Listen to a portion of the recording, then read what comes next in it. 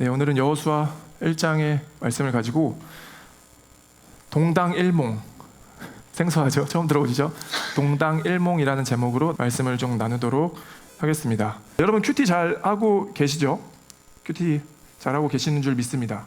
여호수아 말씀, 그래서 지금 큐티 하고 있는데 잘 보고 계시죠? 아마 큐티 하면서 그래도 작년에 저희가 여호수아를 한번 이렇게 정리해 본 시간들이 있어가지고 큐티할 때 조금 더 도움이 되지 않을까라는 생각이 듭니다. 큐티하면서 그때 그래 그런 말씀이 있었지라고 기억도 나실 것이고 이해하는데 조금 더 도움이 됐겠다라는 생각이 들어요. 여호수아서는 이렇습니다.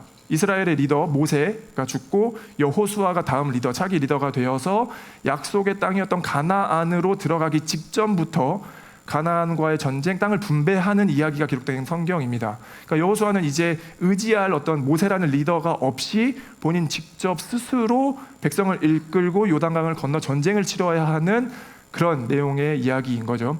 하나님께서는 가나안 땅을 왜 주셨습니까? 제가 여호수아서 강의할 때 가장 반복적으로 했었던 이야기 중에 하나가 하나님께서 왜 이스라엘 백성에게 가나안 땅을 선물로 주셨나? 그들이 무엇인가를 잘해서 그랬나? 능력이 좋아서 예뻐서 특별해서 그랬을까? 아닙니다. 가나안 땅의 주인은 하나님이십니다.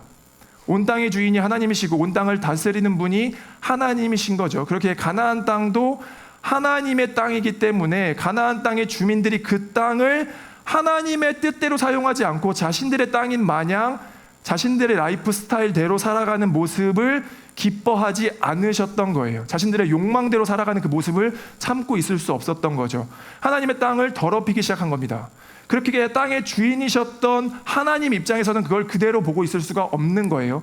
예를 들어서 여러분들이 집 주인인데 세입자가 여러분들의 집을 엉망으로 쓴다라고 하면, 부시고 뜯고 마음대로 한다라고 하면 과연 여러분들은 그냥 둘까요? 재계약 아마 안 해줄 거예요. 그런 것처럼 하나님이 이 온 땅의 주인이다라는 것을 우리가 믿는다면 그 가나안 땅에 하나님의 시선대로 선함대로 살아가지 않는 그 민족을 그대로 보고 있을 수 없었던 거죠. 하나님은 그 땅을 하나님의 뜻에 맞게끔 서로 사랑하고 하나님의 나라, 하나님의 통치를 보여줄 것을 기대하면서 이스라엘 백성들에게 땅을 주신 것입니다. 창세기 18장 19절, 이 말씀은 꼭 기억하시면 좋겠어요. 제가 반복적으로 매설교 때마다 했었던 말씀입니다. 내가 그로 그 자식과 건속에게 명하여 여호와의 도를 지켜 의와 공도를 행하게 하려고 그를 택하였나니 이는 나 여호와가 아브라함에게 대하여 말한 일을 이루려 함이라. 구약의 말씀은 모든 사건은, 모든 스토리는 이 말씀으로부터 다 연결이 됩니다. 하나님이 아브라함을 선택하셔서 모세, 여호수아까지 오는 모든 여정은 다 이 말씀으로부터 연결이 되는 거예요. 뭐냐면 하나님의 통치를 가나안 땅에 보여주기 위해서 너희를 선택했다라는 거죠. 가나안 땅에는 의와 공도라고 하는 것이 지금 완전히 사라졌기 때문에 미시파트와 ጼ다카라고 하는 그 모든 것들이 다 진멸된 상태이기 때문에 그대로 보고 있을 수 없다. 온 땅의 주인인 내가 그 가나안 땅에 하나님 나라를 세워야겠다라고 아브라함을 부르셨다라는 거예요. 그렇게 역사가 시작됩니다. 아브라함으로부터 모세와 여호수아까지. 그 모든 여정 중에 여호수아는 언제라고요? 이제 가나안 앞에, 요단강 앞에 선 거예요. 모세가 죽고 여호수아가 리더가 되어서 이제 정말 그 땅을 성취하러 가기 직전의 이야기. 그 성취의 목적은 뭐라고 하죠? 하나님의 나라를 가나안 땅에 보여주어야 하는 일들이 있었던 거죠. 그러니까 하나님은 가나안 땅을 선물로 주신 게 아니에요. 사명으로 주신 겁니다. 하나님은 그냥 너네 잘 살아봐, 그냥 이렇게 주신 게 아니라 그곳에서 해야 될 일이기 때문에 이스라엘 백성들을 인도하고 계시다라는 거예요. 그 모든 여정 중에 지금 여호수아가 리더가 된 이후에부터 시작되는 게 이제 정복의 이야기인 거죠. 우리가 같이 읽진 않았지만 이 1장의 내용을 잘 보면 총 4가지의 파트로 구성이 됩니다. 2절에서부터 9절까지는 하나님께서 여호수아에게 하시는 말씀이 등장합니다. 여호수아야 이렇게 해야 돼, 앞으로 이렇게 해야 돼 라고 말씀해 주시는 내용. 10절에서 11절 2절은 여호수아가 그 말씀을 듣고 백성의 관리들, 어떤 일들을 하는 관리들에게 전달하는 내용이 하나 등장하고, 12절에서 15절까지는 루벤, 갓, 므낫세 반지파라고 하는 그 세 지파에게 또 다른 어떤 이야기를 하는 내용이 등장을 하고, 마지막 오늘 읽었던 16절에서 18절까지는 그걸 다 들은 백성들이 여호수아에게 말하는 내용이 기록됩니다.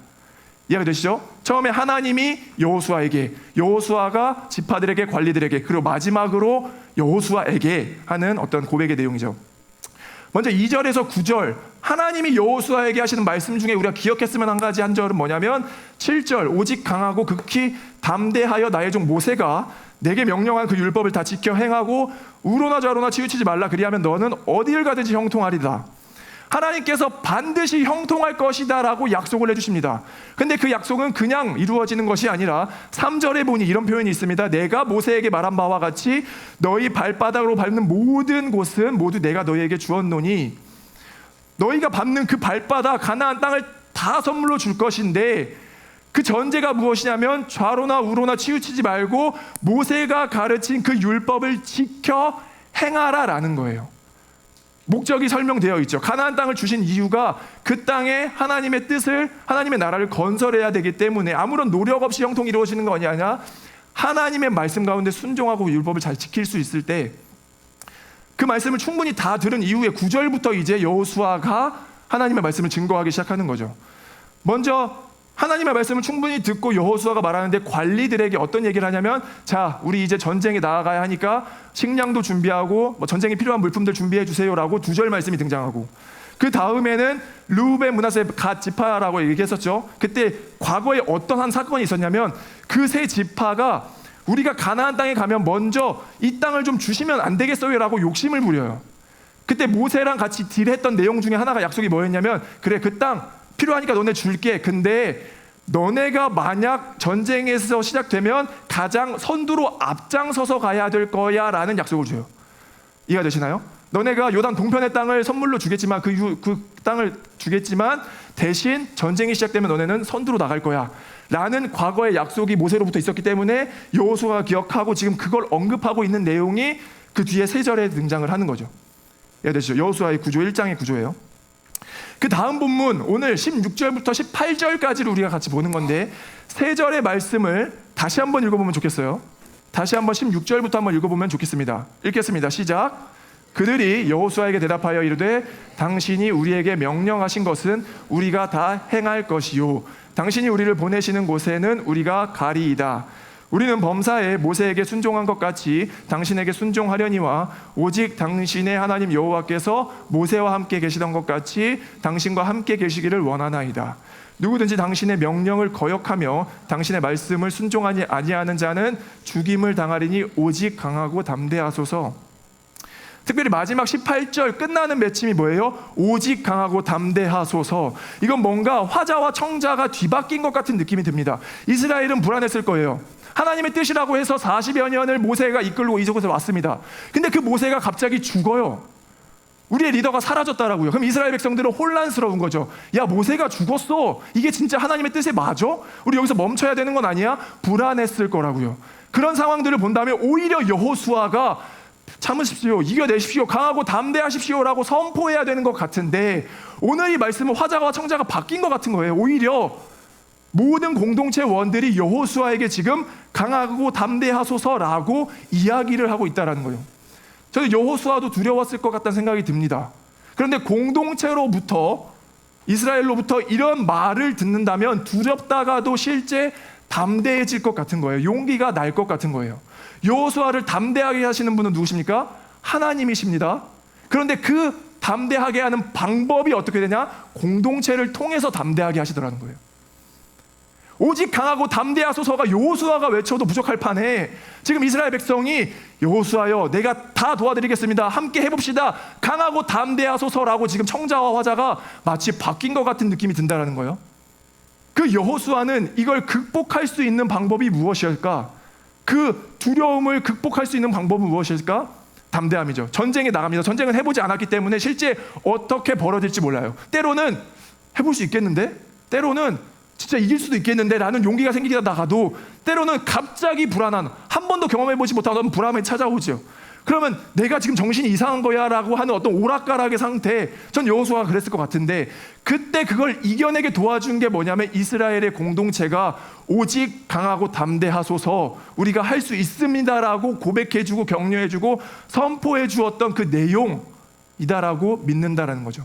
저는 이 모습이 마치 우리의 공동체와 닮아있다라는 생각이 참 많이 들었습니다.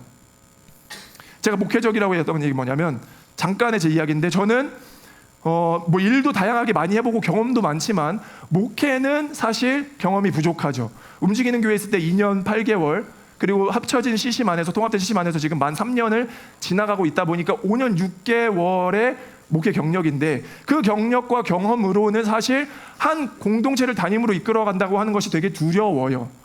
실제입니다. 그런데 그게 인간의 어떤 능력과 경험으로 이루어지는 건 아니니까 저도 하나님이 하실 일을 기대하며 순종하며 제 마음을 다스리고 가곤 있지만, 여러분들 갑자기 어느 회사에 사장이 돼보세요라고 했을 때, 앉혀놨을 때 안 무섭겠어요?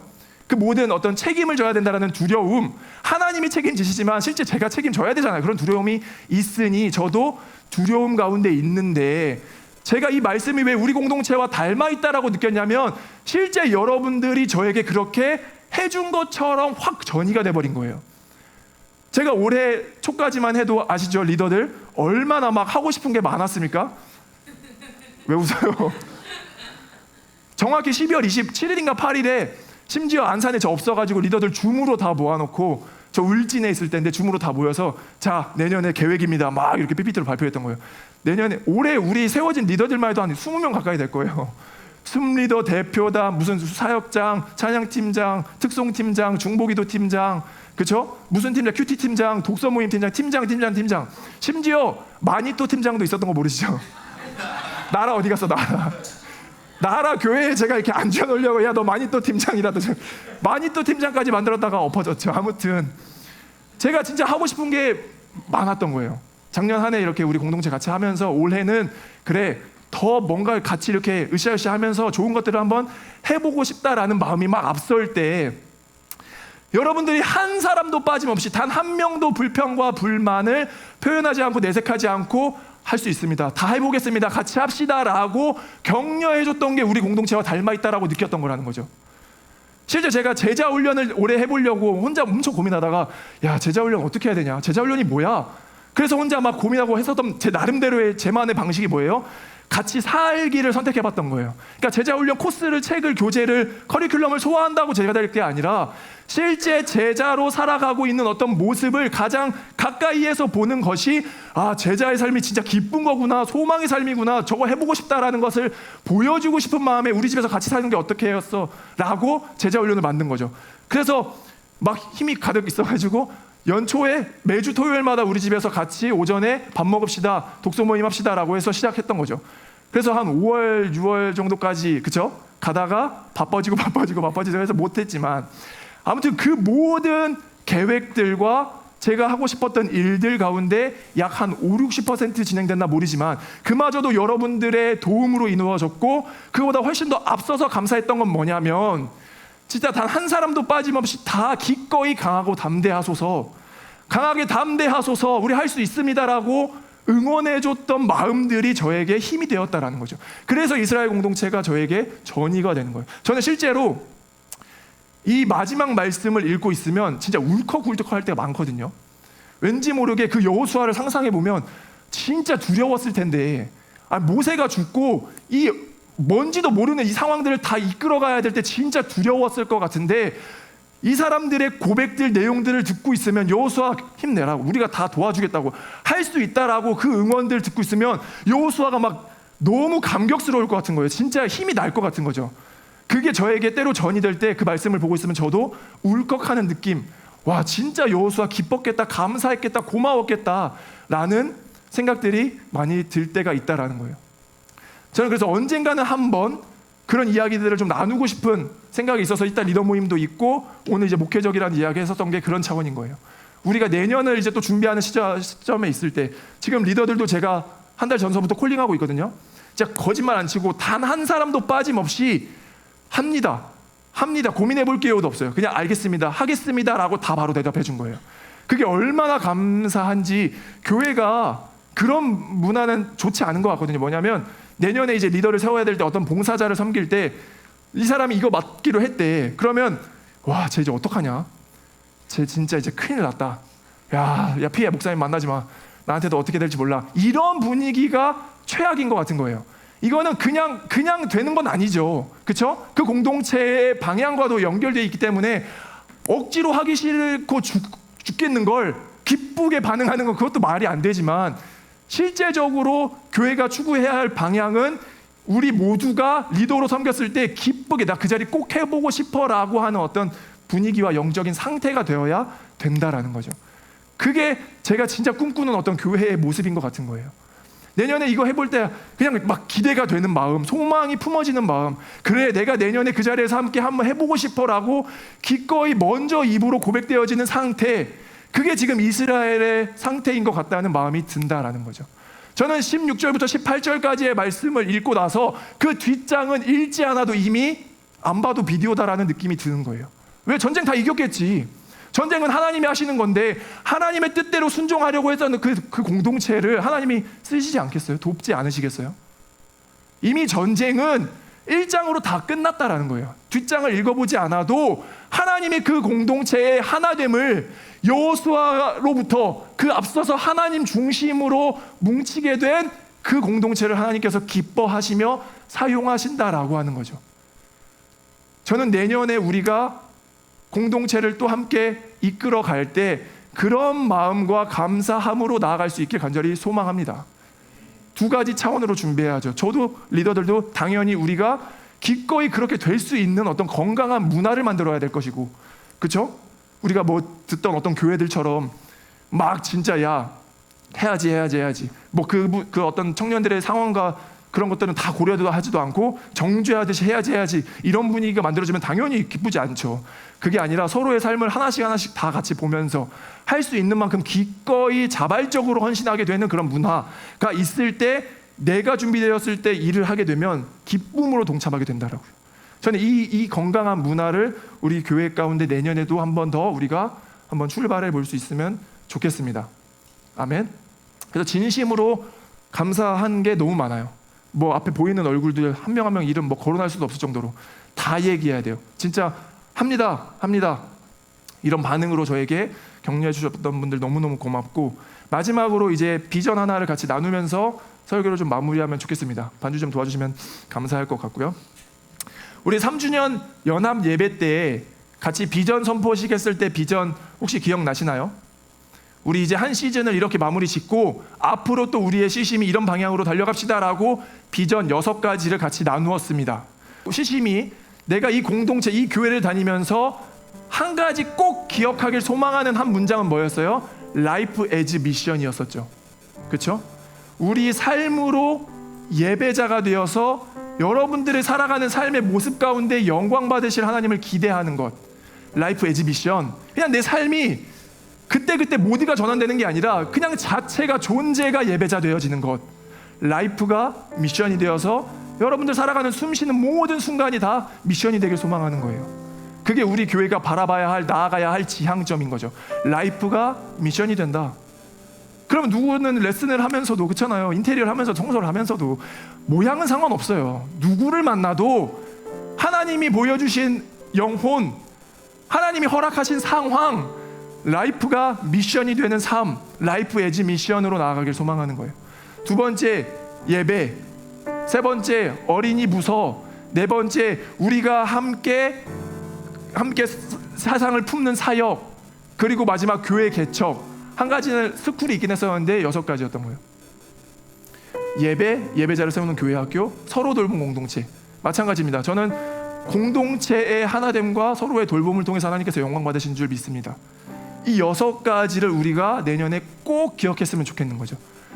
왜냐하면 비전이 선명해야 돼요. 교회가 무엇인가를 추진하고자 할 때, 방향을 앞서서 나아갈 때 우리가 이걸 왜 하는 거지라는 질문으로부터 같이 함께 해석하고 이해하려면 비전이 있어야 되는데, 야 내년에 이런 거 해본대. 그래 알겠어. 왜? 우리 비전이 이거니까. 그러니까 우리가 하는 거야. 우리 세상을 품기 위해서 이걸 하는 거야 라고 함께 한 마음과 시선이 되었으면 좋겠는 거죠.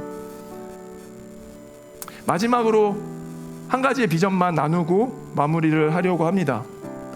마지막 7번째 비전은 뭐냐면, 이 모든 것들을 우리가 함께 이루기 위해서 우리가 지금 사용하고 있는 이 공간을 내년 초에 이전하려고 계획을 하고 있습니다. 지금 공간에서 빠르면 내년 초 한 3, 4월 정도 될 것 같고요. 지금 이제 그런 결정들이 이루어졌고 절차들을 준비해 가고 있는데, 여기 신도시 쪽에 있는 곳이고 우리 스페이스 5주 사용했을 때 전체 대관하면 그 공간 정도 되는 크기로 이전을 하려고 준비를 하고 있습니다.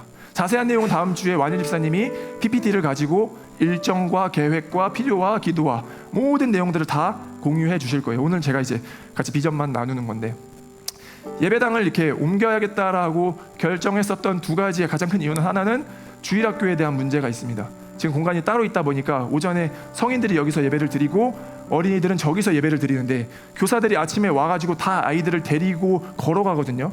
그럼 그것도 사실 피로감이 누적되면 힘들기도 하고 아이들 안전 문제도 있고, 부모도 늘 미안한 거예요. 우리 아이들을 데려가주는 건 고맙긴 하지만 고마움은 반대로 미안함도 있는 거죠. 그러니까 그 모든 것들이 약 2년 동안 진행되면서 이제 진짜 공간이 좀 있으면 좋겠다라는 어떤 비전들이 계속 모였었고, 한 가지는 이제 그런 이유, 주일학교 교사들과 더 어린이 부서가 좀 세워지기 위한 필요성 때문에, 두 번째는 아랫마을 이제 우리 예배 드릴 때 보면 지금도 사실 조금 좁죠, 부족하죠. 사실 가능하면 진짜 이렇게 넓게 파티하듯이 정말 자유롭게 예배하고 싶은 마음이 있는데 아직 이런 상황과 환경들 때문에 그런데 이제 내년에 바라보면서 주시는 마음이 목사님이나 저나 동일했던 거예요. 진짜 우리가 예배로부터, 우리 오늘 힘있게 같이 찬양하면서 예배 드렸던 것처럼 그 예배로부터 우리의 삶이 출발되어서 각자의 삶에서 힘있게 살아가는 그런 모든 꿈들을 막 꾸면서 다시 공간을 좀 찾아보자, 필요하겠다. 그래서 계약은 완료한 상태고요. 이제 인테리어 업체랑 소통 중에 있고, 자세한 내용은 다음 주에 이제 공개가 좀 발표가 될 것 같아요. 그래서 여러분들이 같이 좀 이렇게 꿈을 꾸는 한 해가 되었으면 좋겠습니다. 물론 하다 보면 버겁고 힘든 순간들도 찾아오겠지만, 오직 강하고 담대하소서라고 외쳤던 것처럼 우리가 한 마음과 한 방향과 한 시선으로 꿈을 꾸면서 그곳 가운데 한번 나아갈 수 있길 소망하는 거예요. 신도시라고 하는 그 메인 도시 한복판에 우리 교회가 세워졌을 때 이 교회를 통하여서 무엇을 이루길 원하시는지, 저는 같이 꿈을 좀 꾸었으면 좋겠다라는 어떤 바람으로 제 개인의 꿈, 목회자로서의 두 가지를 나누면서 마무리를 하고 싶은데, 하나는 동당일몽, 이게 뭐냐면 동상이몽 들어봤죠? 동상이몽. 가틀동에 상이 같이 잠을 자는데도 다른 꿈을 꾸고 있다는 게 동상이몽이잖아요. 근데 제가 그냥 한번 조합해본 거 바꾼 건데, 당이 예배당 법당할 때 같은 당자, 집당자를 쓰고 같은 예배당에서 한 마음과 한 뜻으로 예배하는데 하나의 꿈을 꾸어봅시다라고 해서 동당일몽을 만들어 본 거예요. 올해 1입으로 우리의 정체성이 확고해지기를 소망했다면, 우리는 이런 사람들입니다라는 것을 꿈꾸고 그것을 노력했다면, 그거는 기본적으로 우리가 계속 죽을 때까지 끌고 가야 우리의 정체성이지만, 내년에 우리가 함께 또 바라보고 싶은 하나의 주제는 뭐냐면 동당일몽인데, 우리가 같이 예배드리지만 서로의 꿈이 너무 막 파편적으로 다 달라지는 것이 아니라, 그래 우리의 꿈을 함께 꿔보자라고 하는 어떤 마음들을 주셔서 동당일몽이라고 하는 말도 안 되는 사자성어를 한번 만들어 본 거죠. 왜 웃어요? 말도 안 된다라고 했을 때 왜 웃어? 한 마음으로 한 꿈을 꾸어볼 수 있길 소망합니다. 아멘. 우리가 내년에 진짜 어떤 교회를 이루실지 그 하나님을 바라보면서 한 방향으로 한번 달려가 보고 싶은 거예요. 제가 꿈꾸는 첫 번째 꿈은 뭐냐면, 저는 안산에 정말 복음이 필요한 그런 귀한 영혼들, 청년들이 이 교회라는 곳을 통해서, 교회가 물리적인 것이 아니죠, 하나님의 임재가 있는 이 따뜻한 공간을 통해서 영혼이 회복되어지는 일들을 너무너무 상상하면서 꿈꾸는 거예요. 우리가 마치 그런 은혜를 입었던 것처럼 이 사회에는 얼마나 무수히 많은 그런 영혼들이 많이 있습니까? 절망과 두려움과 고통과 집 밖을 나가기 힘들어하는, 말도 못하는 끙끙 혼자 앓고 있는 그 영혼들이 어쩌다 하나님의 뜻과 우연과 어떤 방법도 모르게 교회를 오게 됐는데, 이곳에 왔더니 천국을 맛보는 거예요. 아니 진짜 그 평안함, 샬롬을 느끼는 거예요. 아니 여기서는 숨을 좀 쉴 수 있겠는데 라고 느끼더라고요. 그런 교회가 되고 싶은 거죠. 어떤 화려함을 추구하기보다 교회의 본질, 하나님이 세상을 이처럼 사랑하사 그 복음을 만물을 만물케 하는, 화평케 하는 것을 만민에게 전하라고 하셨을 때, 우리 만민에게 전해야 될 것들 뭐예요? 화평, 평화, 샬롬. 그 무수히 많은 떠돌고 있는 영혼들을 우리가 웰컴할 수 있길 소망합니다. 그런 차원으로 우리가 도시 한복판으로 들어가는 거죠. 무리할 수도 있겠지만, 더 사이드로 갈 수도 있겠지만, 호수역도 생기잖아요. 광장이잖아요. 그 메인스트림 안에서 우리가 그 꿈을 꿀 수 있다면, 하나님이 우리에게 귀한 영혼들을 보내주셔서 우리가 그렇게 회복되었던 것처럼 그것들을 우리가 함께 꿈꿔볼 수 있다면 하나님이 얼마나 기뻐하실까. 이게 교회인데 세상에는 이런 교회가 필요했는데 라고 소망을 증거할 수 있는 교회가 되는 것, 그게 한 가지 비전이고요. 두 번째는 전 정말 건강한 문화를 만들어 보고 싶어요. 건강한 교회를 보여줄 수 있는 증거는 건강한 문화라고 생각합니다. 그래서 제가 수련회 갔을 때도 우리가 하나님의 은혜, 다스림을 입은 연결되어진 하나님의 문화는 무엇일까를 같이 고민해 보고 싶었던 거죠. 예를 들면 우리 공동체는 시심은 그래도 감사하게 가정을 이루고 결혼을 하고 자녀를 갖고 싶은 어떤 문화가 있는 것 같은 거예요. 그렇지 않나요? 왜냐하면 우리가 결혼하는 것을 너무나도 기뻐하고 축복 가운데 우리가 웰컴해주고, 그러면 가정을 꿈꾸고 싶은 마음들이 생기는 거죠. 그게 하나의 문화가 되는 것이 건강한 문화라고요. 그런 것처럼 우리 공동체 안에는 건강한 문화를 계속 만들어 보고 싶은 거예요. 자, 저기 진짜 건강한 교회라고 했을 때 우리가 말할 수 있는 건강한 문화들이 많이 있어야 되지 않겠냐는 거죠. 예를 들면 뭐 우리 아랫마 이렇게 교회 전체가 일회용품 쓰레기를 좀 줄여보자라고 했을 때 그런 것들도 우리 문화로 만들 수 있겠다라는 거예요. 그렇지 않나요? 우리가 하나님이 정말 이 세상을 사랑한다라고 하는데, 자연을 보호해야 된다라고 하는데, 우리가 너무 생각도 없이 무분별하게 일회용품을 사용하는 것은 모순인 거예요. 그러면 우리는 문화를 만들 수 있겠죠. 문을 열고 아이스 아메리카노를 일회용 컵을 들고 왔을 때 따가운 시선으로 바라볼 수 있는 문화, 내가 여기 이상한 데 들어왔구나라고 볼 수 있는 문화, 엄청 오래 걸리겠죠. 불가능할 수도 있겠죠. 그런데 우리가 한 방향으로 그 문화를 만들어 간다면, 그래서 24일날 파티할 때 우리 대표단 회의했는데 재원이가 없으니까 재원이가 우리 야 설거지 어떻게 하죠? 뭐 이 기존 대표단들이 막 이렇게 농담했던 거예요. 아 이게 설거지 언제 다 해? 그때도 너무 힘들었었는데 잘 정리했다가 끝나고 다 같이 하자. 그렇죠? 근데 그냥 일회용품 쓰면 안 돼요? 그냥 먹고 다 버리면 되잖아요. 그때 이제 현우랑 희주랑 큰일 났다. 안 되는데? 뭐 농담으로 이렇게 하는 거지만 우리가 할 수 있는 선에서 노력해보는 거죠. 네? 진짜로 그거 진짜예요. 그래서 하지 말라고 했어요. 안 된다. 우리 다 그릇 가져와서 심지어 숟가락 젓가락 각자 챙겨오게 하려고 했었어요. 그렇죠? 그러면 밥 못 먹으니까 그 정도까지는 가지 말고 다 준비하되, 불편할 수 있지만 기꺼이 불편함을 감수하는 게 하나님의 다스림이죠. 그런 문화를 계속 만들어 보고 싶은 거예요. 어떤 게 있을 수 있을까? 자녀를 다스릴 때, 가르칠 때, 양육할 때 우리만의 문화, 하나님의 자녀로 키운다라고 하는 것은 무엇인가를 같이 고민해서 키워보는 문화, 그 아름다운 아이가 하나님의 예배자로 세워지는 모습을 바라보면서 기뻐할 수 있는 문화, 그 모든 건강한 문화를 계속 만들어 보고 싶은 거죠. 전 그 모든 것이 그래서 예배로부터 출발되어야 한다라고 믿는 것이고, 그래서 그 예배 가운데 풍성한 은혜로 우리가 자유하게 예배할 수 있으면 좋겠는 것이고, 그래서 우리가 이전을 결정하게 됐다라는 거예요.